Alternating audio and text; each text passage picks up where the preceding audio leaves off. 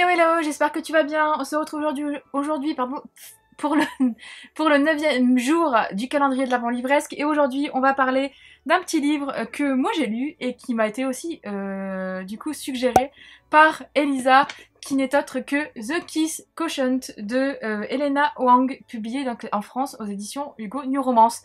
Et je suis contente en fait que Elisa l'a proposé parce qu'en fait on en a parlé un petit peu quand il est sorti, c'est l'année dernière hein, qui est sorti, ouais. Parce que moi je l'ai reçu l'année dernière, enfin ouais, en 2019 quand j'étais partenaire du Hugo Roman. Et mais en fait je trouve que il n'y a pas beaucoup de personnes qui en ont parlé, alors il n'y a pas été demandé peut-être beaucoup, enfin bref. Et c'est très bien parce qu'en fait c'est une histoire qui en fait, moi j'avais adoré à l'époque. Je t'invite à aller voir si tu veux mon duo chronique, mon trio chronique que j'ai dû faire à l'époque autour de ce livre. Je le mettrai en petit i ou en barre d'infos si tu vas aller voir. Mais en tout cas, moi, c'était une lecture qui m'avait beaucoup plu et qui m'avait beaucoup attirée. Donc aujourd'hui, on va te parler du coup avec Elisa. Je vais te transmettre du coup son avis, etc. Et peut-être aussi te donner envie de le lire parce que franchement, il est cool. Et je ne sais pas si Hugo a décidé, parce que je l'ai pas vu passer peut-être en poche. Parce qu'en poche, enfin, ça vaudrait le coup, quoi. Si t'as pas envie d'acheter un grand format, mais franchement... Bref, en tout cas, ce petit livre, déjà, il est sorti du coup, en mars 2019, l'année dernière, dans la collection Hugo New Roman. La couverture, je la trouve très jolie, moi, personnellement, avec les formules mathématiques, etc. Et la petite punchline, l'amour n'obéit à aucune loi mathématique, ouais, ok. Et je trouve que vraiment le livre est super joli. Enfin, je le trouve tout doux et la couleur, en fait, ça change entre guillemets des couvertures classiques de chez Hugo Roman avec comment dire, la punchline un peu grivoise entre guillemets, on va dire ça comme ça, et la couverture avec les pectoraux ou la tablette de chocolat du monsieur. Donc ça change et je la trouve mignonne. Donc au niveau du résumé et de sa note, donc il a eu une note de 4,22 sur 5 sur Babelio sur 45 notes, donc c'est pas mal. Franchement c'est une bonne note et je comprends pourquoi parce que moi j'avais adoré. Et au niveau du résumé, je vais te lire tout ça. Je vais te lire tout ça. Normalement, oui, il y a tout. Je regarde parce que la vidéo, des fois, les résumés sont pas pareils que sur derrière les quatrièmes de couve. Donc, en tout cas, on a la romance qui a ému l'Amérique. Donc, Stella Lane est une jeune femme brillante pour qui les chiffres n'ont aucun secret. Si sa carrière professionnelle est parfaitement épanouie, sa vie personnelle est plutôt un échec. Elle est affectée du syndrome d'Asperger, enfin d'Asperger ou d'Asperger, mais c'est d'Asperger. Une forme d'autisme qui la tient éloignée des autres. Comment se faire des amis lorsqu'on cumule une grande timidité et une franchise un peu brutale? Quant à sa vie amoureuse, elle est inexistante. Stella comprend mal l'intérêt d'avoir un homme dans sa vie, mais curieuse et poussée par sa mère qui se désespère de l'avoir célibataire, elle décide de résoudre ce problème comme une équation mathématique avec méthode et détermination. Elle sollicite les services d'un escort boy pour qu'il lui apprenne les bases des relations amoureuses. Michael loue son corps à contre-cœur aux femmes sensibles et à son charme. Quand il fait la connaissance de Stella, il est stupéfait. Pourquoi une si jolie jeune femme, tellement brillante, a-t-elle besoin de ses services? Il va vite découvrir sa timidité, ses craintes. Ensemble, ils vont apprendre à les dompter, à vaincre le mur qui se dresse entre Stella et le bonheur. Point. Et ensuite, on a une petite citation de Christina Loren qui disent « Adorable, sexy, intelligent, le livre que j'avais envie de lire ».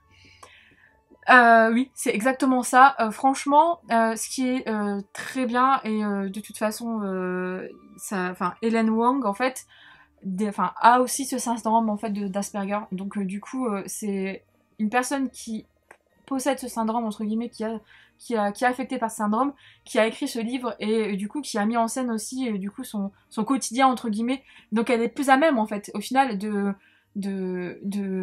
comment dire de retranscrire en fait le personnage du coup de Stella en fait. Et franchement c'est pour ça que moi j'ai autant aimé, c'est le côté vraiment le côté très brut et très bien foutu en fait de l'histoire, au-delà de l'histoire d'amour, etc. Mais elle est touchante en fait, Stella, au bout d'un moment, elle est vraiment touchante et moi j'ai adoré ça. Et franchement, et le côté est vraiment très abrupt et ça se lit, c'est très, moi je trouve ça en fait, il y a un côté mignon quand même. Et le fait elle réussisse bien sa vie dans les mathématiques, etc. Enfin dans son boulot, je me souviens.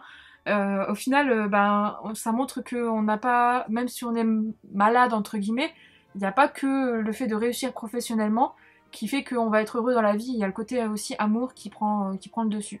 Donc franchement, j'ai beaucoup aimé et je peux que te le conseiller aussi. Mais voilà. Au niveau du coup de la thématique, j'en ai parlé là en large et en travers, j'ai dû le résumer, mais c'est de la chiclite hein, entre guillemets, relations humaines, autisme, syndrome d'Asperger, romance contemporaine, sexe, bataille, enfin entre guillemets parce que ouais, ils se prennent un peu chou quand même, roman d'amour, témoignage, c'est vraiment bien foutu, franchement. Et ça c'était très vite, sincèrement ça c'était très vite parce qu'il y a beaucoup de dialogue. Et moi j'avais adoré, franchement j'avais adoré, donc je ne peux que te le conseiller. Alors on va regarder au niveau des petites citations, parce qu'il doit y en avoir des petites belles.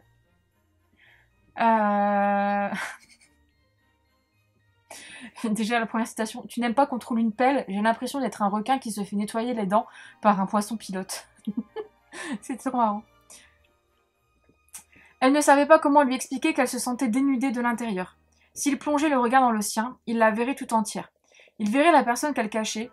Personne ne voulait voir ça. Elle était censée s'amuser et apprendre, pas dévoiler son âme. Toutes les choses qui font de moi une femme différente te rendent parfaite. Qui font de toi, pardon, une femme différente te rendent parfaite. Je suis obsédée par toi, Michael, avoue-t-elle. Je ne veux pas juste une nuit ou une semaine ou un mois avec toi. Je te veux tout le temps. Je t'aime plus qu'une analyse infiniestimale, enfin en gros un truc en mathématiques quoi. Et pourtant les maths sont la seule chose qui donne de la cohérence à l'univers. C'est trop beau, enfin j'adore. Toutes les émotions qui bouillonnaient en elle lui donnaient l'impression que sa poitrine était sur le point de s'ouvrir et de déverser des arcs-en-ciel et des paillettes. C'est beau, non?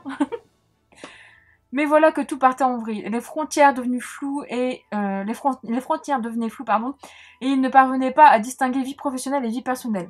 Le pire, c'est qu'il n'en avait peut-être même pas envie. Parce qu'en fait, il me semble que tu as des chapitres du point de vue de Stella et des fois des chapitres du point de vue de Michael. Donc c'est ça qui est cool aussi, parce que tu as du coup les deux points de vue. Lui comment perçoit Stella, elle comment elle perçoit Michael, et comment ils perçoivent leur relation, enfin leur début de relation à deux. Donc ça c'était vraiment cool. Donc je vais arrêter avec les citations, parce que sinon voilà quoi, mais il y en a pas mal. Et sinon les livres qui peuvent te donner envie, enfin... à chaque fois, je vais buter sur chaque vidéo, hein, ça va être pareil. Mais les livres que tu as lus, et peut-être, enfin, que tu as lus parmi ces livres que je vais te dire là, et qui peuvent peut-être te donner envie de lire The Kiss Quotient, pardon. Tu as Asperger de Rudy Simon, perso j'en ai lu aucun. L'homme idéal en mieux de Angela Morelli. Le théorème du homard de Graham Simpson, ouais. L'asperge de Sarah Moran, le chant du cœur de Amy Harmon, je l'ai pas lu non plus celui-là, et pourtant j'ai des Amy Harmon dans ma palle, mais je l'ai toujours pas lu. Petit dérapage et autres imprévus de Millie Black. Voilà, moi j'en ai lu aucun, mais si tu en as lu un de ces livres, peut-être que ça va te plaire. Si tu n'as pas lu du coup The Kiss Quotient, n'hésite pas. Et du coup, on va passer à la vie de Elisa qui m'a dit, et qui du coup je me permets de transmettre sa voix, sa parole. Dans The Kiss Quotient, nous suivons l'histoire de Stella Lane qui est affectée par le syndrome d'Asperger. Nous nous rendons compte tout au long de la lecture des difficultés qu'ont les autistes en fait, non seulement à se lier d'amitié avec les autres, mais encore plus de vivre une histoire d'amour. Stella va faire la rencontre de Michael, un escort boy qui va l'aider à trouver l'amour. C'est important de mentionner le fait que l'autrice a le syndrome d'Asperger, on est d'accord, hein, c'est ce que j'ai dit tout à l'heure. Ça ne rend l'histoire qu'encore plus attachante, et c'est vrai. Donc voilà, hein. Est-ce que du coup, Elisa et moi, on te donne envie de lire ce livre? N'hésite pas à me dire oui ou non, du coup, en commentaire. Mais franchement, si tu veux une petite lecture doudou avec une belle histoire et qui donne de l'espoir et vraiment qui sort des standards, j'ai le qui sort des standards, franchement, fonce. Moi, je ne peux que te le conseiller. Du coup, c'est la fin de cette vidéo du jour. J'espère qu'elle t'a plu. N'hésite pas du coup à me dire tout ça en commentaire. Si elle t'a plu, pareil, n'hésite pas à laisser un petit pouce bleu. Ça fait toujours plaisir de faire un petit pouce en l'air, ça fait plaisir. Et si tu découvres la chaîne aujourd'hui ou si tu n'es pas abonné, bah pourquoi pas t'abonner si tu aimes bien ce qui se passe par ici de temps en temps. Ça fait toujours plaisir. Du coup, on se retrouve demain pour le 10e jour de cette petite série de calendrier de l'Avent livresque. À demain!